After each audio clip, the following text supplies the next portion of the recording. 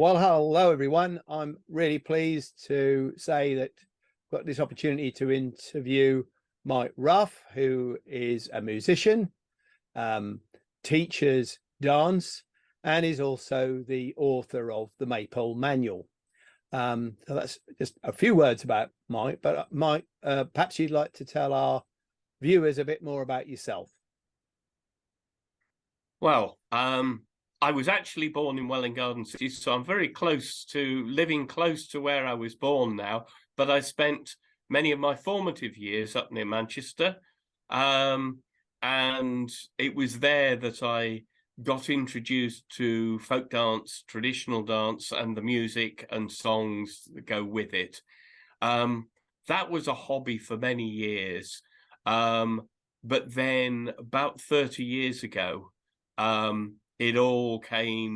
it became a career, and I gave up any pretense of a day job, and the maypole dancing just became an aspect of that some 20 years ago, and it's sort of, although it's only one strand, it's become quite an important strand in my career, something of a niche. So it gets us to where we are now. Great. Well, I think perhaps this is a good point to ask you the obvious question in a sense, and that is, what exactly is a maypole, and what is maypole dancing?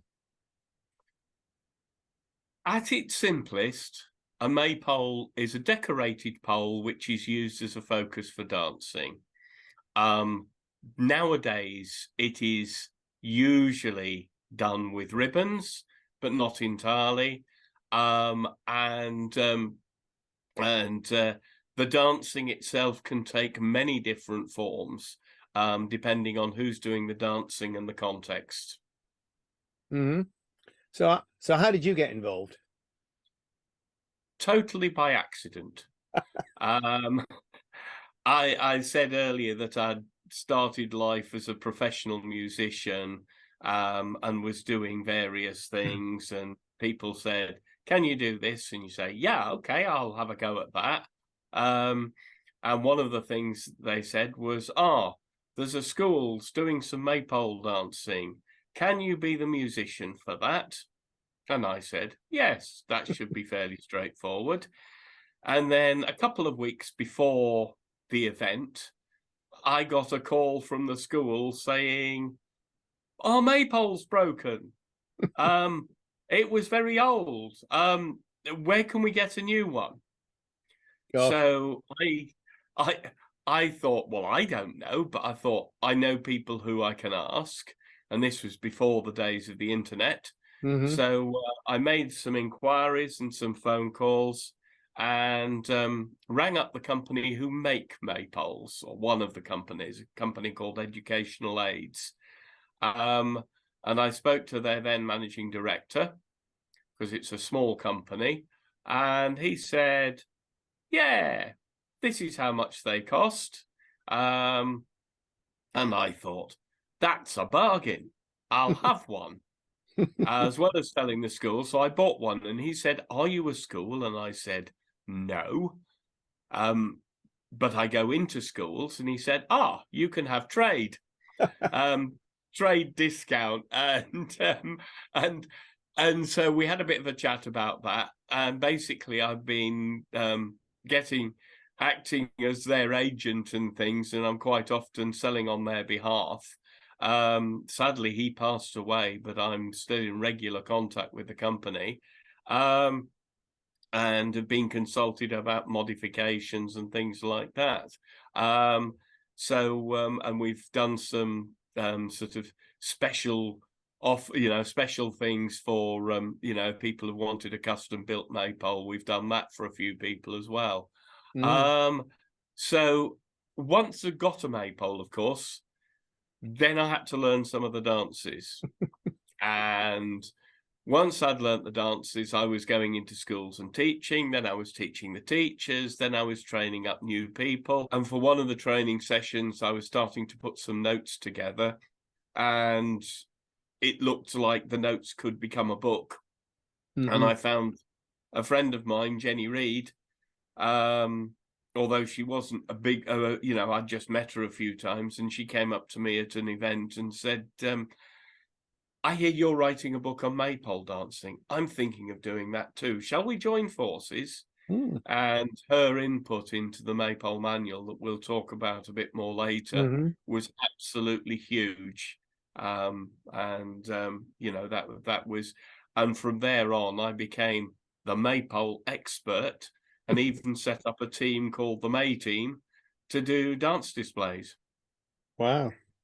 So, I mean, I know it's been around a long while, but what exactly are the origins of maypole and maypole dancing? Is it very obscure? I wonder whether you'd say that. Yeah.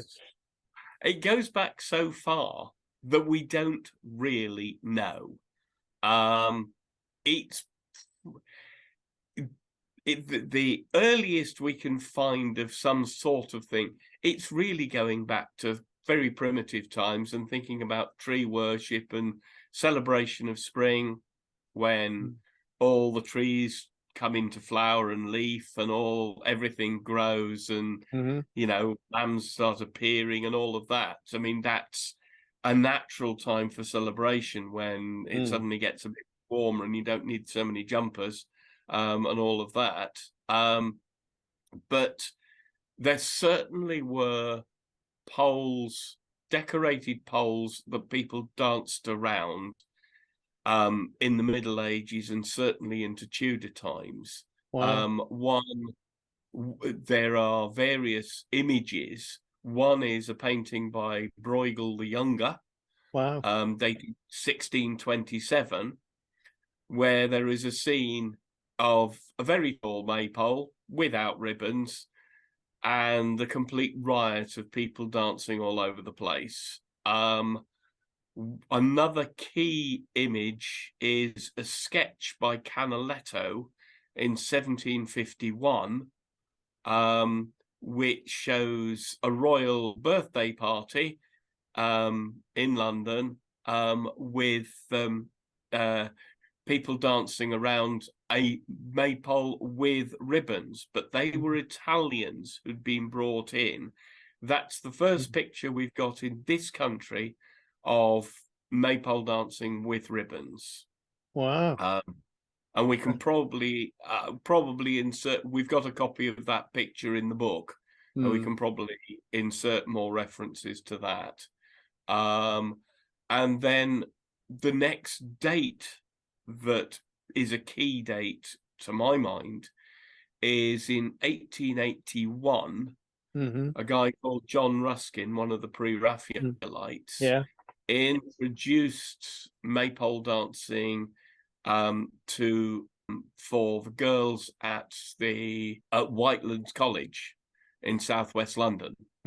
And that is where the sort of modern history of maypole started, because Whitelands was an educational college, and teachers came out of it and took it elsewhere. Wow. And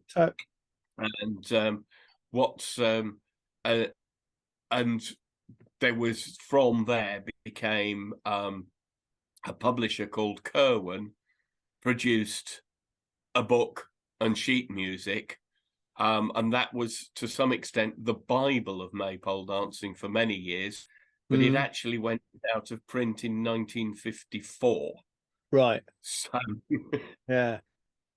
So it's been a bit of a varied history then. So what would you say currently is the attraction for adults and children with maypole dancing? What's it's obviously retained its interest, doesn't it?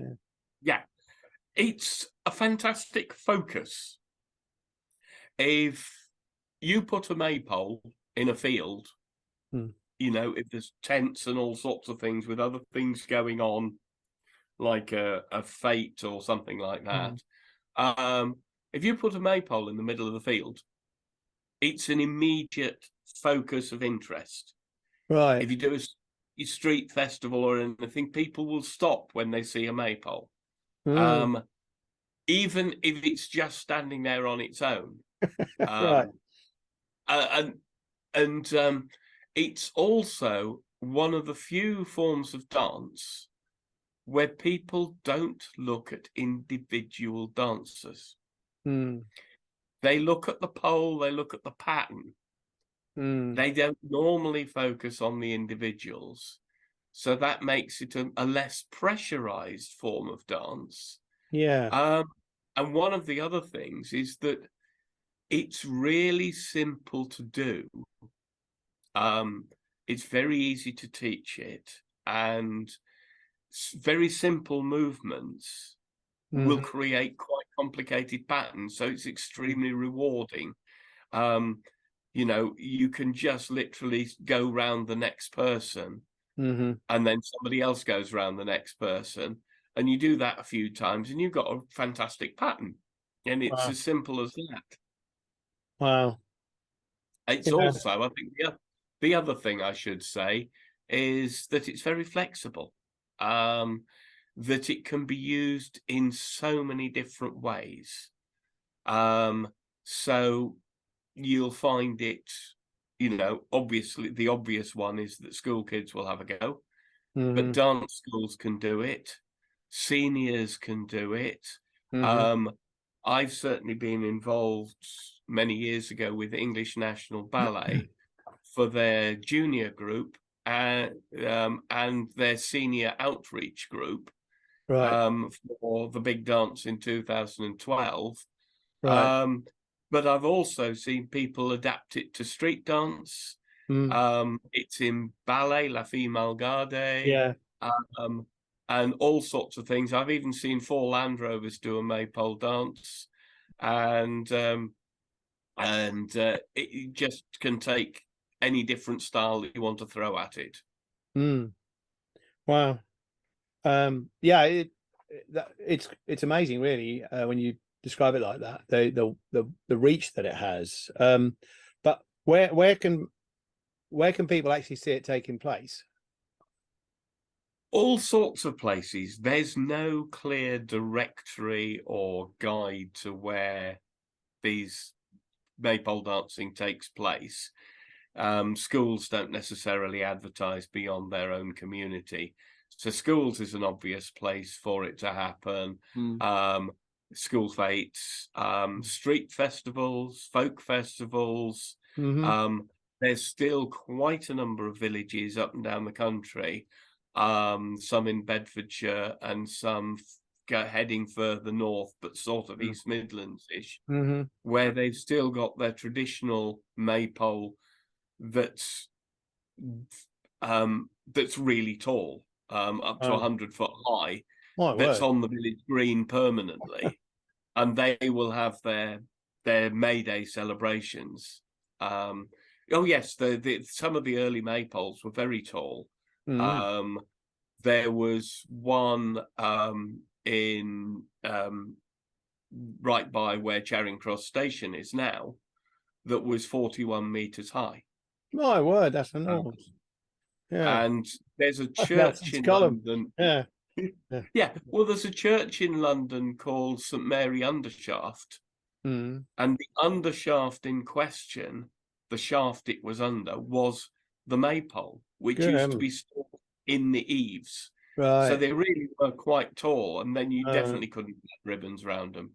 no, and not manhandle them that easily. Um, the only things that events I can definitely tell you about are that my own team, the May team, are at the Chiltern Open Air Museum on May the 13th and May the 14th. And anybody will be welcome to come along to that. There'll be other events, but we'll publicize those. Yeah, and we can put them on the description of this video for the benefit of people. That's great. So how can one learn to do the maypole dancing? But presumably, a lot of this is covered in your maypole manual. Is that right? That's exactly. The Maypole manual was, as I said earlier, put together. Originally, it was going to be just a set of notes to go with some teacher training, but we've Mm. expanded that, and it's more or less self-contained. If you've got a maypole and you've got the book, you can probably do it. I am director and trustee of a charity called Tradamis, which stands for Traditional Dance and Music in Schools. I will put that website up at the end, because while we do less teaching in schools, because of budgets as anything else, we still do offer that. There's a number of different people in different places around the country, and so certainly we can find teachers and offer you teacher training sessions as well. Okay, so that sort of part led into what was going to be my next question, really, which is how can schools or individual groups get set up to do it? Presumably they make contact with you through details which we can post on here. Is that right? So yeah. Basically, the thing is that you can, if you want to get set up, obviously you need a maypole. And they can get them from you, can't they? They can get them through me. Yeah. They're currently just under £500. Right. The price of steel has gone up ridiculously in the last year or so. Like everything else. Yeah. For the next month, I've just found out that there will be a £50 discount on that. So when's that through till? Is that through till partway through? Through to the end of April. All right, end of April. Yeah. Okay. Yeah. So we need to that then for people. And if you get the book with it, buy the pole. I've also been advising. I just advised a guy in America, and I advised one in Australia about how they could construct their own. It wouldn't necessarily be cheaper in this country. No. Because you can get cheaper poles, but they're not necessarily as safe. No. But I've just been advising on how to construct one, and we'll probably put some of those ideas on the Maypole Manual website, which we haven't really talked about. So buy the pole, get a book, and possibly book a training session. Right. Very good. And what I probably should explain a little bit is what's covered in the Maypole Manual. Yeah, that's a good idea. So lots of stuff. There's 21 dances listed there, 7 of which are without ribbons.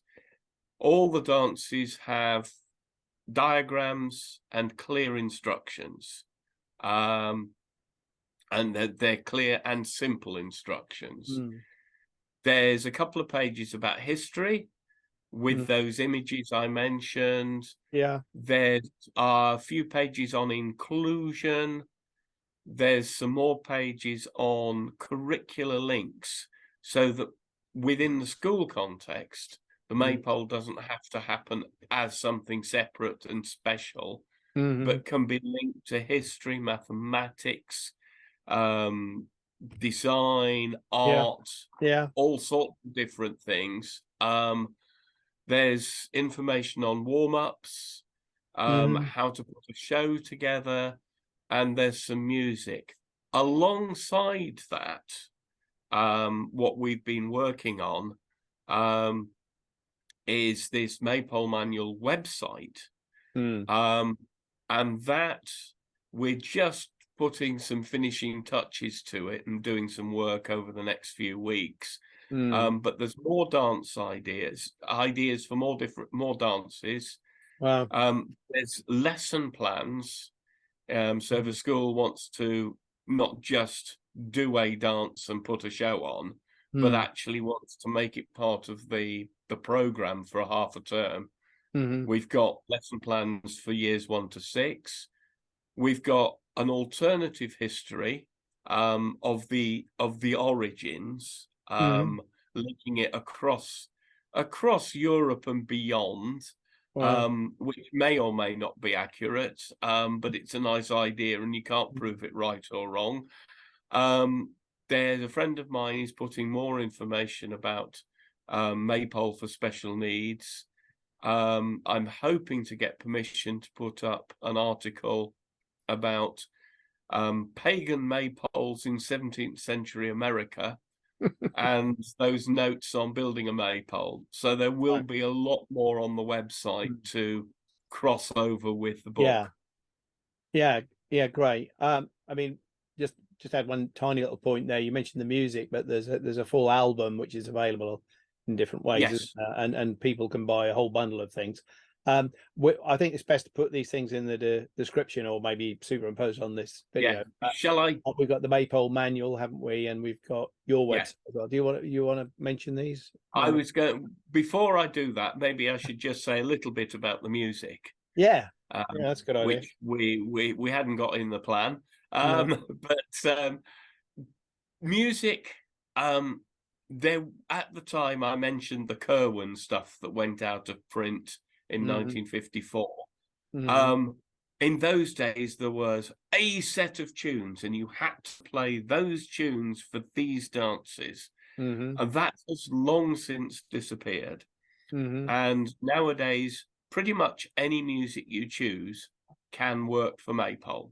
If it's got some sort of beat and rhythm, that helps. But I've certainly done it to all sorts of music, and I've certainly seen people dancing to beatbox and to jazz, and to brass bands and rock music, and you name it.